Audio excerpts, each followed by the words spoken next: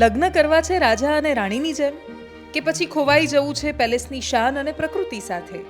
તો આજે જ બુક કરો તમારો સ્ટે અથવા તમારી ઇવેન્ટ balarampalace.com પરથી.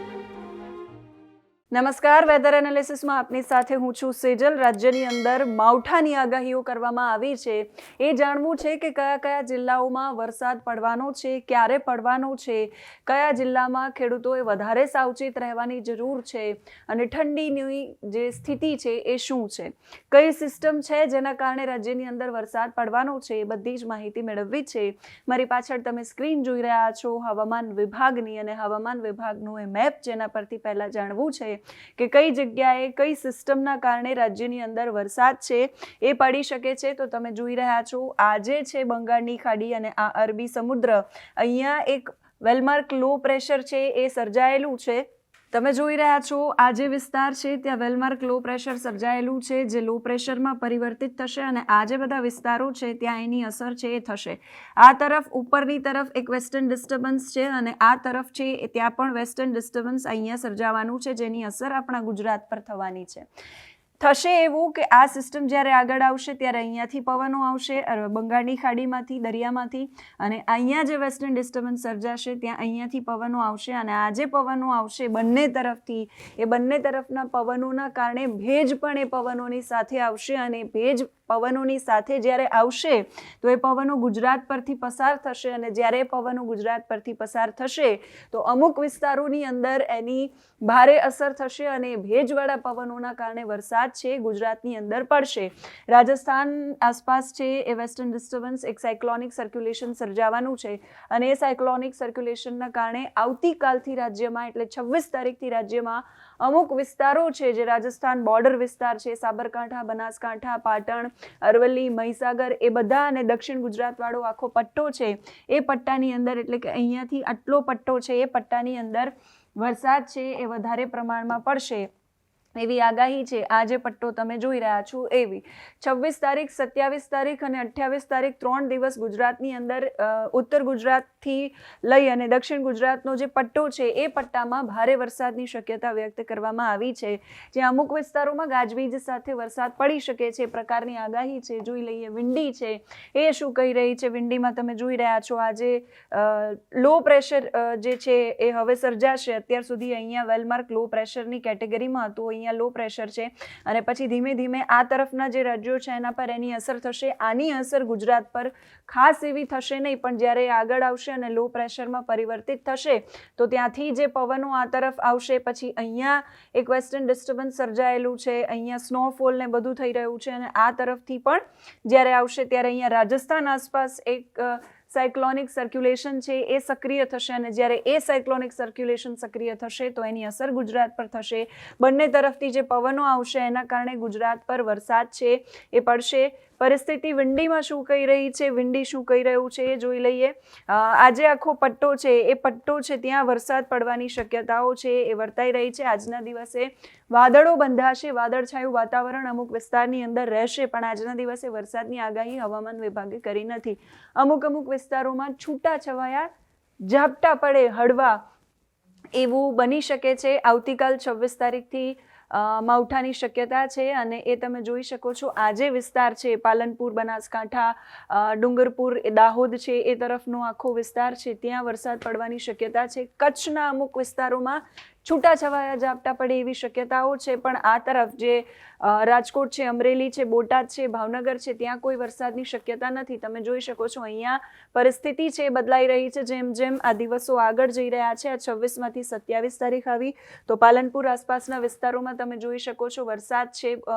ઉદયપુર આસપાસ, એટલે આ જે બધા વિસ્તારો છે ત્યાં વરસાદની શક્યતા છે. બનાસકાંઠા છે, સાબરકાંઠા છે, અરવલ્લી છે, એટલે ખેડબ્રહ્મા, ડુંગરપુર, આબુ રોડ, પાલનપુર, થરાદના અમુક વિસ્તારોની અંદર વરસાદ, રાધનપુરમાં અમુક વિસ્તારોમાં વરસાદ, વાવમાં, હિંમતનગરમાં, લુણાવાડામાં, અમદાવાદ, ધોળકા એ બધા વિસ્તારોની અંદર 27 તારીખે વિંડીની અંદર વરસાદ છે એ દેખાડી રહ્યા છે. વડોદરા આસપાસનો જે વિસ્તાર છે ત્યાં આમોદ, ભરૂચના અમુક વિસ્તારોમાં વરસાદ, રાજપીપળા અને નીચે દક્ષિણની જે વિસ્તારો છે વલસાડ, સુરત, ત્યાં પણ અમુક વિસ્તારોમાં વરસાદ. બાકી જે મેં કહ્યું અહીંયા ખેડબ્રહ્મા છે, સાબરકાંઠા, અરવલ્લી એ બધા વિસ્તારોમાં વરસાદની તીવ્રતા થોડી વધારે રહેશે.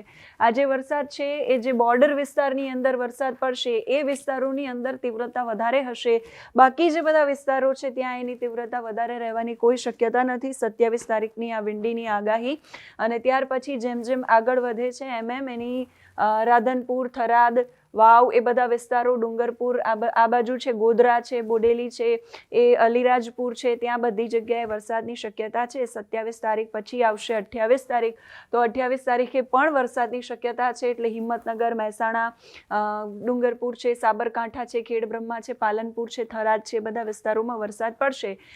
એ બધી જ વિસ્તારોની અંદર આગાહી છે. અમદાવાદ, ગાંધીનગરમાં પણ ક્યાંક ક્યાંક છૂટાછવાયા સ્થળો પર વરસાદની શક્યતા છે. રાજસ્થાન તરફ સાયક્લોનિક સર્ક્યુલેશન સક્રિય થવાનું છે એટલે એની મોટા ભાગે અસર છે એ આ તરફ રહેવાની નથી. પણ અમરેલી, બોટાદ, સુરેન્દ્રનગર જેવા વિસ્તારોમાં ક્યાંક કોઈક છાંટા પડે એવી શક્યતા છે, પણ ત્યાં વરસાદ નહીં પડે.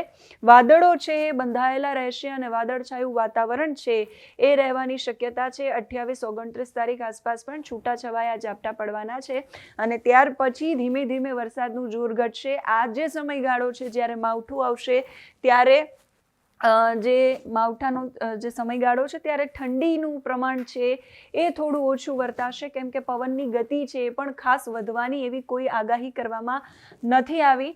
હવે એ જોઈ લઈએ કે હવામાન વિભાગ છે એણે કેટલા દિવસ માટે કયા કયા જિલ્લાઓમાં વરસાદની આગાહી કરી છે.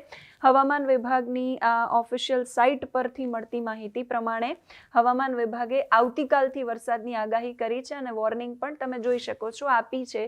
2 દિવસ માટે આ વોર્નિંગ હવામાન વિભાગની છે, જેમાં light thunderstorm with lightning and 30 થી 40 કિલોમીટર ઝટકાના પવનો ફૂંકાવાની શક્યતા છે ગુજરાત રિજિયનમાં, જેમાં બનાસકાંઠા, જેમ મેં કહ્યું, સાબરકાંઠા, અરવલ્લી, પંચમહાલ, દાહોદ, મહીસાગર, છોટાઉદેપુર, નર્મદા, સુરત, ડાંગ, નવસારી, વલસાડ, તાપી, દમણ, દાદરા, નગર હવેલી એમાં વરસાદ પડશે. સૌરાષ્ટ્રમાં, કચ્છમાં, અમરેલી, ભાવનગર, ગીર સોમનાથ અને કચ્છની અંદર અમુક વિસ્તારો આ જિલ્લાઓના એવા હશે કે જ્યાં છૂટાછવાયા ઝાપટા પડશે. બાકી બહુ જ જે ચોમાસાની અંદર જે વરસાદ આવતો હોય એવો વરસાદની કોઈ શક્યતા નથી. પછી પણ એ જ વિસ્તારોની અંદર વરસાદની આગાહી કરી છે. કઈ તારીખે કયા જિલ્લામાં વરસાદ પડવાનો છે 26 તારીખની, 27 તારીખ અને 28 તારીખનું પૂર્વાનુમાન હવામાન વિભાગે જાહેર કર્યું છે. આ 26 તારીખનો હવામાન વિભાગે આપેલો મેપ છે જ્યાં મેઘગર્જનાની આગાહી કરી છે, એટલે હળવોથી મધ્યમ વરસાદ છે એ વિસ્તારોની અંદર પડી શકે છે.